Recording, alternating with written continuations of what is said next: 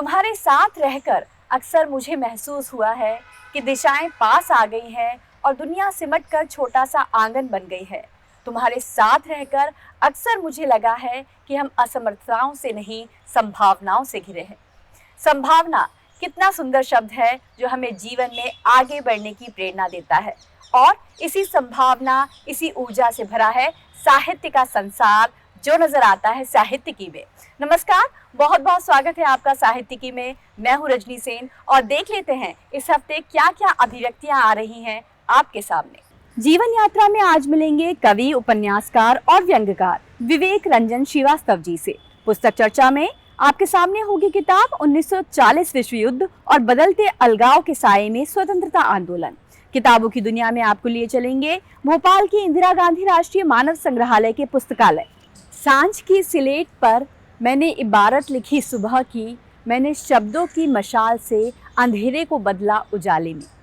कुछ शब्दकार ऐसे होते हैं जो अपने लिखे से न केवल अपना जीवन आलोकित करते हैं, बल्कि उनका लिखा पढ़कर न जाने कितने डूबते मनों को किनारा मिलता है। और आज जीवन यात्रा में एक ऐसे ही साहित्यकार से आपको रूबरू करवा रहे हैं जिन्होंने जीवन दर्शन, तकनीक, विज्ञान सभी पर बड़ा सार्थक और सुंदर रचा है। आइए जीवन यात्रा में मिलते हैं लेखक, व्यंग्यकार और कवि विवेक रंजन श्रीवास्तव जी से।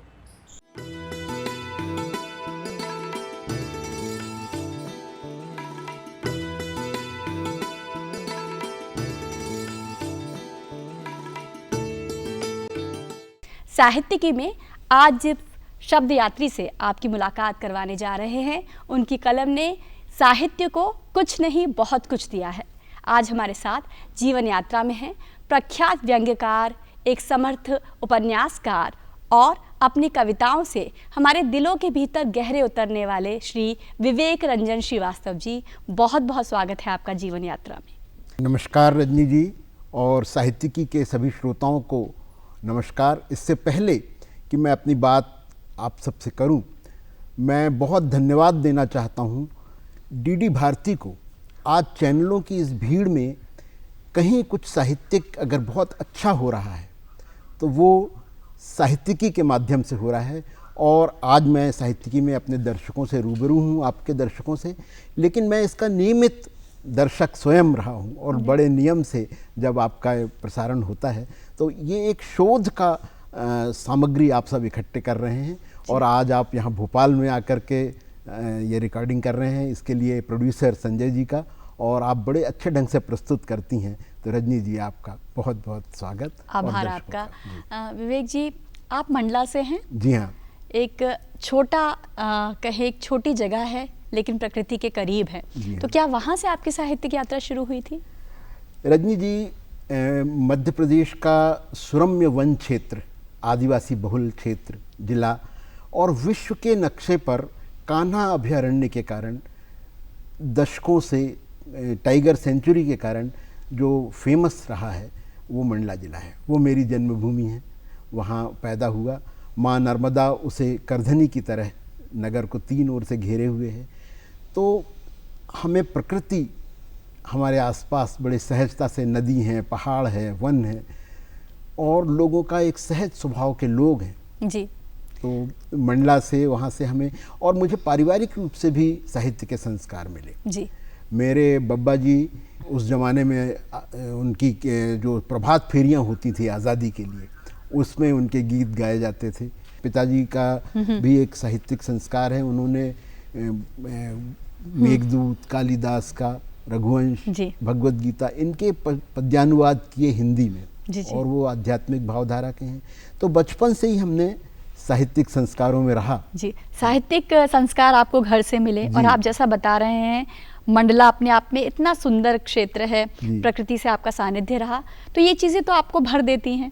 लेकिन आप चले गए व्यंग्य विधा की ओर, जो कहीं ना कहीं हमारे भीतर एक खालीपन है, या हमारे भीतर जो कुछ उमड़ रहा होता है उसको तीर के समान अपनी भाषा के माध्यम से लोगों के बीच पहुंचाती है। तो कविता पहले आई या व्यंग्य पहले आया? ये कहना तो मुश्किल है, क्योंकि जब हम विद्यार्थी थे, स्कूल कॉलेज किशोर वय में आदमी का विकास होता है, बौद्धिक विकास होता है, तो हरिशंकर परसाई जी जबलपुर के थे, और उनके कॉलम सुनो भाई साधो जो अखबार हमारे यहाँ आता था उसमें नियमित पढ़ता था मैं। एक अभिरुचि जागृत होती गई और व्यंग मेरे अंदर विसंगतियों के विरोध करने का एक तरीका बना। अब आपने बात की कि कविता, तो निश्चित रूप से जो भी संवेदनशील मन होता है जिसका भी, वो निश्चित रूप से अंदर कहीं ना कहीं किसी स्तर पर कवि जरूर होता है। युवावस्था में तो बहुत से लोग कवि बन जाते हैं, लेकिन जब मेरे पास कम समय में क्योंकि कविता में कम से कम शब्दों में बड़ी से बड़ी बात कहने की क्षमता है। कविता वह विधा है जो बहुत कम शब्दों में बहुत सारी बातें अभिव्यक्त कर देती है और बहुत कुछ समझने के लिए पाठकों को छोड़ देती है। तो तब मैं कविताएं भी करता हूँ।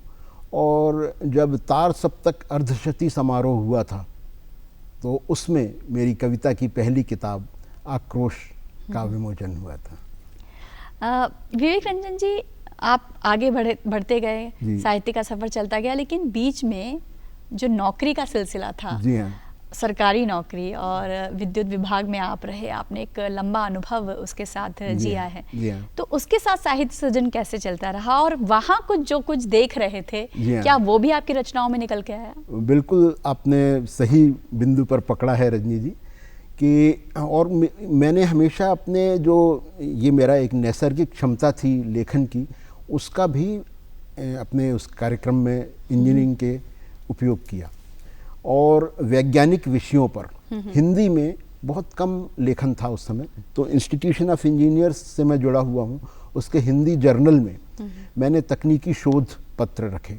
विज्ञान प्रगति एक पत्रिका अभी भी है, CSIR की, बड़ी लोकप्रिय है विज्ञान के विद्यार्थियों के बीच।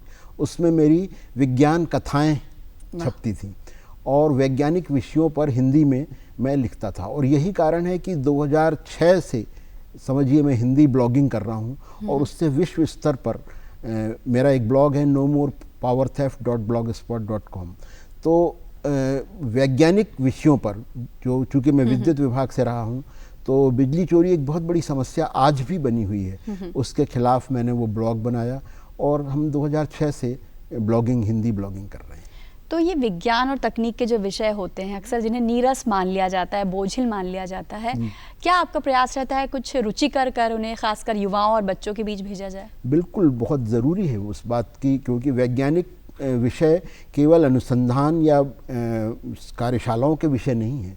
वैज्ञानिक विषय, और मेरा ये मानना ये है कि जो हमारी मातृभाषा है उसमें जब बातें होती हैं, कितने अनुसंधान हुए हैं दुनिया में जो आम आदमी ने किए हैं, क्योंकि जो अनुसंधान है, जो वैज्ञानिक विकास है, वो मनुष्य के लिए है, मानव जाति के लिए है।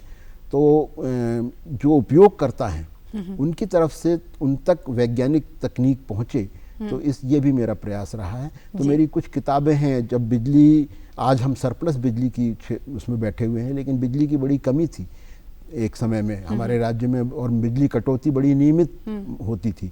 तो बिजली का बदलता परिदृश्य मेरी एक किताब है, इसमें है इनमें किताबों में, ये मैं अपनी कुछ किताबें ले आया था रजनी जी। तो इस तरह और एक किताब जो सबसे ऊपर दिखाई दे रही है, जलनाद। जी हाँ। और आप व्यंग लिखते हैं, कविताएं लिखते हैं, लेकिन आपने एक नाटक लिखा है जल संरक्षण पर, जल की समस्या पर बात करते हुए। ये विचार कैसे कौंधा मन में? कहीं ना कहीं मैं नाटक, मुझे नाटक में मध्य प्रदेश साहित्य अकेडमी का हरिकृष्ण प्रेमी व्यंग नाटक पुरस्कार भी मिल चुका है। और नाटक की मेरी 4-5 किताबें हैं, हिंदोस्तां हमारा, और बाल नाटक मेरे कई स्कूलों में अभिनीत होते हैं। तो ये जो जलनाद है, ये वास्तव में जो पानी की समस्या है, जैसा कहा जाता है कि कभी विश्व युद्ध पानी के लिए भी लड़ा जा सकता है, ये स्थितियाँ हैं। तो पानी के महत्व को बताने के लिए जो हमारा जो सृष्टि का जन्म है वो भी पानी से हुआ है, अमीबा, और उसके बाद में पानी में ही विकास होता रहा और मनुष्य जाति का विकास हुआ। जितनी सभ्यताएं हैं वो किसी न किसी नदी के किनारे हैं। तो हमारे अनेक पौराणिक संदर्भ हैं जिनमें कि पानी का उल्लेख मिलता है, पानी का महत्व मिलता है। और जो विनाश होगा सृष्टि का, वो भी जल प्लावन की स्थिति हमारे यहाँ कल्पना की गई है हमारे धार्मिक ग्रंथों में। हमारे ऋषि मुनि पानी छींट करके और श्राप देते थे और पानी से अर्घ दिया जाता है। तो इन्हीं सब महत्व को जोड़ते हुए जो जनमानस तक बात पहुँचे कि पानी का क्या महत्व है, उस पर मैंने ये करीब 12 छोटे छोटे नाटक हैं जिनको संग्रहित करके ये पूरा एक बड़ा नाटक बनता है, जलनाद। और ये बड़ा चर्चा में है इन दिनों, और इसके मंचन भी हो रहे हैं। बड़ा दिलचस्प है जो आपका लेखन है। जी हाँ। बड़ी विविधता से भरा हुआ है, और न केवल उसमें गांव कस्बों के किरदार हैं, उनकी समस्याएं हैं, बल्कि वैश्विक विषय भी हैं, विश्व की चिंता भी है। तो ये स्वतः होता है या आप सोच समझकर इन विषयों की तरफ बढ़ते हैं? अच्छी बात की है रजनी जी आपने। देखिए, जो भी कोई भी लेखक जो कुछ लिखता है उसका कहीं ना कहीं कोई उद्देश्य अवश्य होना चाहिए, और निरुद्देश्य रचना का कोई अर्थ नहीं है। तो जब भी मैं कोई विसंगतियां, हम सामान्यतः अखबार पढ़ते हैं और मेरे अंदर कोई ना कोई एक विचार कौंधने लगता है, फिर वो अंदर ही अंदर परिपक्व होता है, और फिर किसी दिन अचानक सुबह 4 बजे नींद खुलती है और मैं लैपटॉप पे बैठ जाता हूँ, और अब तो शायद हाथ से लिखना भी बंद हो गया है, सीधे कंप्यूटर पे ही लिख करके और उसे पोस्ट कर देता हूँ। तो इस तरह से रचना जन्म लेती है। तो जो विषय है उसके अनुरूप कभी वो व्यंग में मुखरित होती है बात, कभी कविता में मुखरित होती है, कभी लेख में मुखरित होती है, और जब जो हमारा टारगेट ऑडियंस है वो जैसा हो, कई बार डिमांड पर नाटक लिखे हैं तो ये भी होता है। तो मांग पर आप लिखते हैं और मांग पर सुनाते भी हैं, तो क्यों ना इस मोड़ पर एक कविता होनी चाहिए। अच्छी बात है आपकी। और चलिए, कुछ आप अपने आप को जिस तरह आंकते हैं, अपने जीवन को देखते हैं, कुछ उस अनुभव पर। चलिए, तो मैं लोग अपने पर कम सुनाते हैं मैं अपने पर ही सुना देता हूँ। अपने इंट्रो मैंने लिखा था कि हर बार एक नया ही चेहरा कैद करता है कैमरा मेरा, हर बार एक नया ही चेहरा कैद करता है कैमरा मेरा, खुद अपने आप को कहाँ जान पाया हूँ मैं, खुद अपने आप को कहाँ जान पाया हूँ अब तक, खुद की खुद में तलाश जारी है, हर बार एक नया ही रूप कैद करता है कैमरा मेरा। प्याज के छिलकों की या पत्ते गोभी की परतों सा वही डीएनए, प्याज के छिलकों सी या पत्ता गोभी की परतों सा वही डीएनए, किंतु हर आवरण बिल्कुल अलग आकार में, नई नमी नई चमक लिए हुए, किसी गिरगिट सा या शायद कैलिडोस्कोप के दोबारा कभी पिछले से न बनने वाले चित्रों सा अक्स है मेरा। बहुत खूबसूरत। झील की अथाह राशि के किनारे बैठा मैं देखता हूँ खुद का प्रतिबिंब, सोचता हूँ मिल गया मैं अपने आप को, पर जब तक इस खूबसूरत चित्र को पकड़ पाऊँ, एक कंकरी जल में पड़ती है और मेरा चेहरा बदल जाता है अनंत गिरती उठती लहरों में। एक चट्टान का सीना फाड़ जैसे फूट जाती है कोई कोपल, गहन अंधेरों में भी मुस्कुराना नहीं भूलती इंसानियत। मानवता कैसी भी चुनौती हो, कितना भी अंधेरा हो, उन अंधेरों को पार कर जीवन के फूल खिला ही देती है। और हमारा स्वतंत्रता आंदोलन भी ऐसी ही कहानियों से भरा हुआ है। आज पुस्तक चर्चा में हमारे स्वतंत्रता आंदोलन के संघर्ष की जीत पर एक किताब आपके सामने आ रही है। 1940 का विश्व युद्ध और अलगाव के साये में स्वतंत्रता आंदोलन। क्या खास बात है इस किताब की, बता रहे हैं महेश दर्पण, और इस किताब को लिखा है लेखक बसंत हेतामसरिया ने।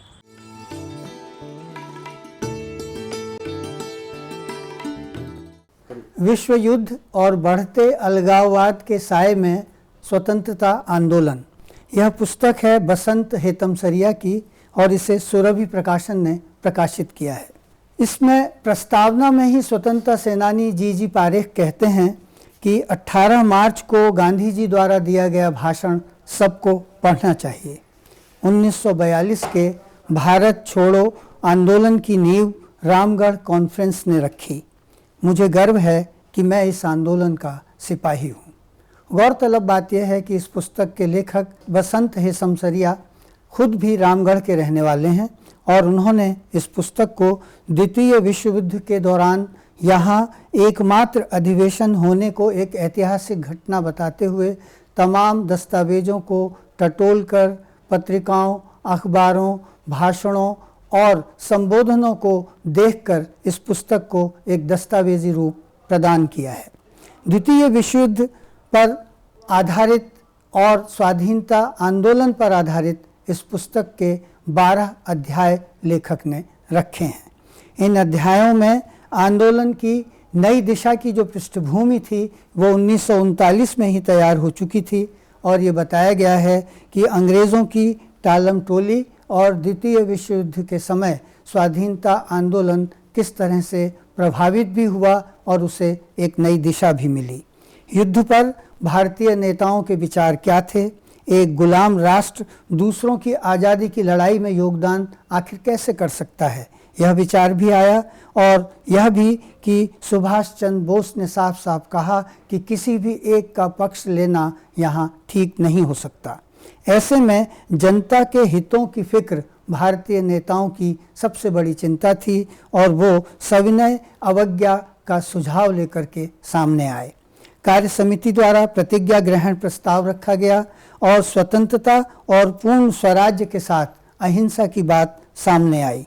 डॉक्टर लोहिया ने अपने सवालों से कांग्रेस को चकित किया और कहा कि आर्थिक स्वतंत्रता आंदोलन बेहद ज़रूरी है। आम सभा में गांधी हिंदू मुस्लिम एकता, अस्पृश्यता और मद्य निषेध जैसी चीज़ों पर जोर दे रहे थे और मौलाना आज़ाद की अध्यक्षता में रामगढ़ कांग्रेस एक बड़ा अधिवेशन बना।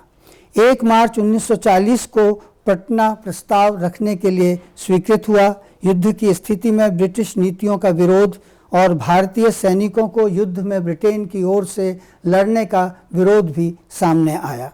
रामगढ़ कांग्रेस सबसे लंबा अध्याय इस पुस्तक का है। यह जगह क्यों चुनी गई, राजेंद्र बाबू ने इस जगह को कैसे चुना, इसकी तैयारियां कैसे हुईं और रविन्द्रनाथ टैगोर का कविता भरा संदेश कैसे पहुंचा। सभी बड़े नेता यहाँ उपस्थित थे। जेपी का महत्वपूर्ण प्रस्ताव सामने आया और गांधी के 3 प्रश्नों को भी लोगों ने गौर से सुना। समझौता विरोधी सम्मेलन, सुभाष की यह सोच सामने आई कि भारत को कोई भी अब पराधीन नहीं रख सकता। कांग्रेस में सुभाष का विरोध हुआ और जब सुभाष चंद्र बोस अध्यक्ष चुने गए तो गांधी ने सीधे सीधे कहा कि यह उनकी हार है। यह कांग्रेस में एक नया समय था। फॉरवर्ड ब्लॉक की स्थापना हुई। सहजानंद और सुभाष के भाषणों ने एक नया माहौल बनाया और कांग्रेस प्रस्ताव की खामियां धीरे धीरे सामने आने लगी। गांधी और सुभाष की अंतिम मुलाकात के साथ ही नहीं, इस पुस्तक में लगभग सभी अध्याय ऐसे दस्तावेज हैं जो अपने समय के इतिहास को एक नई भाषा देते हैं। पूरा लाहौर प्रस्ताव, भारत से अलग एक मुस्लिम देश और फिर गांधी द्वारा 2 देशों के सिद्धांतों का कट्टर विरोध, ये सब बातें इस पुस्तक में गहन अध्ययन और शोध के बाद सामने रखी गई हैं। आज के पाठकों को यह पुस्तक इसलिए पढ़नी चाहिए ताकि वे इतिहास के एक अनमोल अध्याय से परिचित हो सकें।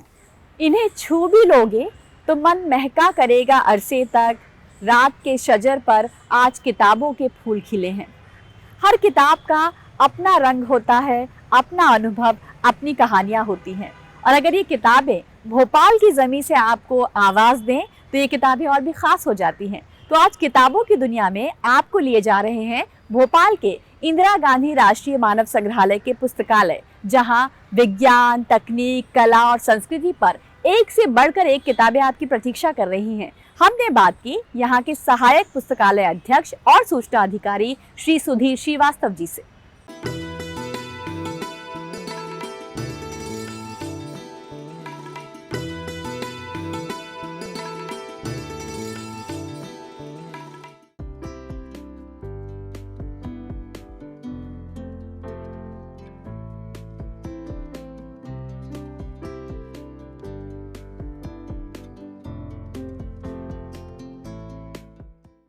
इंदिरा गांधी राष्ट्रीय मानव संग्रहालय भारत सरकार के संस्कृति मंत्रालय के अधीन एक ऑटोनोमस ऑर्गेनाइजेशन है और यहाँ का पुस्तकालय क्रमिक विकास की हम बात करें तो पहले हमें संग्रहालय के बारे में कुछ चर्चा करनी होगी। ये 1977 यानी 1977 में बहावलपुर हाउस दिल्ली में इसकी स्थापना की गई थी और ये लगभग 2 साल वहाँ पर कार्य किया। उसके बाद 1979 में ये तय हुआ कि इसे भोपाल में शिफ्ट किया जाए और इसे फिर 1979 में भोपाल शिफ्ट किया गया। उस समय एक बहुत छोटे से रेंटेड बिल्डिंग थी जो हाउसिंग बोर्ड की बिल्डिंग हुआ करती थी, वहाँ पर ये म्यूज़ियम की स्थापना हुई। और चूँकि म्यूज़ियम के साथ ये पुस्तकालय भी जुड़ा था और ये दिल्ली से शिफ्ट होकर पुस्तकालय भोपाल आया, उस समय बहुत कम करीब 400 या 500 एक गवर्नमेंट जो पब्लिकेशंस होते हैं वही लाइब्रेरी के कलेक्शन में थे। लेकिन उसके बाद सन 1979 से जब भारत में पुस्तकालय संस्थान के साथ जुड़ा तो इसका निरंतर विकास होता गया। इसके अंतर्गत करीब आज की 30 से 31 हज़ार किताबें, लगभग 10,000 जर्नल्स के बाउंड वॉल्यूम्स और audio video material, CD, slides इत्यादि हमारे कलेक्शन में अभी हैं। और इसके बारे में मैं ख़ास तौर से बताना चाहूँगा कि जो हमारे संस्थान से जुड़ा हुआ ये संग्रहालय है, तो इसके जो विज़िटर्स हैं वो भी यहाँ आकर पुस्तकों को देख सकते हैं। और इसके मुख्य कलेक्शन में, चूँकि जैसा नाम से विदित है ये संदर्भ पुस्तकालय है, तो रेफरेंस बुक्स यहाँ काफ़ी संख्या में हमने रखी, इंसाइक्लोपीडियाज, डिक्शनरीज़, ईयर बुक्स, एटलस, ये काफ़ी संख्या में लगभग 100 से अधिक लैंग्वेजेस में डिक्शनरीज़ हैं। अलग अलग विषयों पर इंसाइक्लोपीडिया या विश्वकोश हमने रखे हुए हैं। और हम इंडियन और फॉरेन जर्नल्स, जो रिसर्च जर्नल्स हैं, वे भी हम निरंतर सब्सक्राइब यहाँ पर करते आ रहे हैं। आपको एक और मैं बात बताना चाहूँगा कि हमारे पास 1931 से लेकर आज तक की सेंसस रिकॉर्ड्स हमारे पास मौजूद हैं, जो कि एक बहुत महत्वपूर्ण कलेक्शन है, जो काफ़ी कम पुस्तकालयों में होगा। जैसे जैसे संग्रहालय का विकास हुआ, संस्थान के साथ साथ पुस्तकालय का भी विकास होता चला गया। इसके अतिरिक्त हमने एक नई स्कीम चलाई हुई है जिसके फ्रेंड्स ऑफ म्यूज़ियम स्कीम बोलते हैं, संग्रहालय मित्र योजना। तो जो मेंबरशिप पुस्तकालय की दी जाती है वो सिर्फ एक स्पेसिफिक पुस्तकालय को लेकर नहीं होती, बल्कि पूरे म्यूज़ियम को लेकर होती है। तो करीब 500 के लगभग हमारे फ्रेंड्स ऑफ म्यूज़ियम्स यानी लाइब्रेरी के मेंबर्स हैं, और 90 से अधिक जो संग्रहालय का स्टाफ है वो पुस्तकालय को रेफ़र करता है, यहाँ से पुस्तकें इशू करवाता है। तो काफ़ी बड़ी संख्या में ख़ास तौर से यहाँ पर जो कि यूपीएससी या कॉम्पिटिटिव एग्ज़ाम्स देने वाले जो बच्चे हैं, स्टूडेंट्स हैं, वो भी यहाँ पर निरंतर आते हैं और इस पुस्तकालय के कलेक्शन का लाभ उठाते हैं। इसकी जो विशेषता यदि आप जानना चाहें तो मैं बताऊंगा कि एक बहुत महत्वाकांक्षी प्रोजेक्ट हमारे संस्कृति मंत्रालय का है, जिसे NVLI शुरू में कहा गया था, national virtual library of India. अभी वो इंडियन कल्चर के नाम से वो प्रोजेक्ट चल रहा है। उस प्रोजेक्ट के तहत हमारा करीब 2.5 लाख से अधिक हमने आर्टिकल्स जो जर्नल्स में पब्लिश हुए हैं वो, और लगभग 30,000 पुस्तकों का कलेक्शन, एक बिब्लियोग्राफिकल डाटा हमने उसमें अपलोड किया हुआ है, जिसे पूरे इंडिया के लोग बल्कि वर्ल्ड के लोग उसे रेफ़र कर रहे हैं और देख रहे हैं। तो ये हमारी संग्रहालय की कुछ खास विशेषताएं हैं। संग्रहालय, चूँकि जैसा मैंने आपको पहले भी बताया कि ये संग्रहालय के साथ ही जुड़ा हुआ हमारा विभाग है, तो संग्रहालय की तरह ही यह भी सोमवार से शनिवार तक खुला होता है और 9:30 सुबह से लेकर शाम 6 बजे तक इसका समय होता है, जब आकर रीडर्स अपनी पुस्तकों को कंसल्ट कर सकते हैं। इसका 2,000 रुपये सालाना वार्षिक शुल्क हम लेते हैं, जिसमें न केवल पुस्तकालय बल्कि पूरे संग्रहालय का विजिट एवं उसकी जो जानकारियाँ हैं वो मेंबर्स को हम प्रोवाइड करते हैं। कुछ नए शब्द चुनना, बिल्कुल ताज़ा चंपा के फूलों की तरह मुझे विदा में तुम एक सुंदर सी कविता देना। जब भी किसी से विदा लें तो उसके आंचल में महकते हुए शब्द छोड़ जाए, वो आपकी यादों को हमेशा खुश होकर याद करेगा। और अब हम आपको छोड़े जा रहे हैं साहित्य के सुंदर संसार के साथ। खूब अच्छा पढ़िए, खूब अच्छा लिखिए और जुड़े रहिए शब्दों के साथ, अक्षरों के साथ। फिलहाल आज मुझे और मेरी पूरी टीम को दीजिए अनुमति। नमस्कार।